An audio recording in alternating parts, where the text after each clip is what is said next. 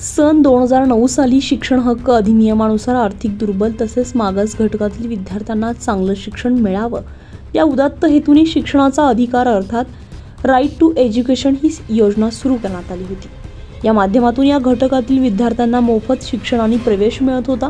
मात्र यावर्षीपासून सरकारच्या शिक्षण विभागाने सर्व खासगी शाळांना यातून वगळण्याचा निर्णय घेण्यात आला आहे। याच्या निषेधार्थ गुणरत्न आरोग्य मदत आणि कौशल्य विकास केंद्राचे संस्थापक अध्यक्ष दीपक डोके यांनी आवाज बुलंद केलाय। हा अन्यायकारक निर्णय तात्काळ मागे घ्यावा, अन्यथा उच्च न्यायालयात या विरोधामध्ये जनहित याचिका दाखल करण्यात येईल असा इशारा यावेळी डोके यांनी दिलाय। 2009 साली RTE हा कायदा महाराष्ट्रामध्ये लागू झाला। त्या कायद्याचं म्हणणं असं होतं का बा जे गोरगरीब मुलं, वंचित मुलं आहेत, दुर्बल घटकाची मुलं आहेत, यांना कुठेतरी मोठ्या शाळेमध्ये त्यांचं ॲडमिशन झालं पाहिजे, प्रायव्हेट शाळेमध्ये ॲडमिशन झालं पाहिजे। त्याच्यासाठी 25% कोटा होता।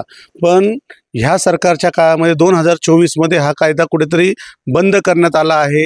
याच्यामधून संपूर्ण प्रायव्हेट शाळा काढून फक्त नगरपालिकेच्या उर्दू शाळा आणि मराठी शाळा या दोनच गोष्टी ठेवल्या आहेत। याच्यामध्ये जे काही दरवर्षी नाशिक शहरामध्ये हजारो फॉर्म भरल्या जायचे, आत्तापर्यंत 500 सुद्धा फॉर्म भरले गेले नाहीत, कारण की हा कायदा चुकीच्या पद्धतीने राबवला जातोय आणि याच्यामध्ये कुठेतरी पालकांची फसवणूक होती। RTE आहे पण RTE मध्ये शाळा कुठल्या राहिल्या नाहीत। याच्यामुळे आम्ही गुणरत्न सदावर्ते साहेब यांच्यामार्फत हायकोर्टामध्ये पिटिशन दाखल करणार आहोत। उत्तर महाराष्ट्र लाईव्हसाठी अजिंक्य बोडके, नाशिक।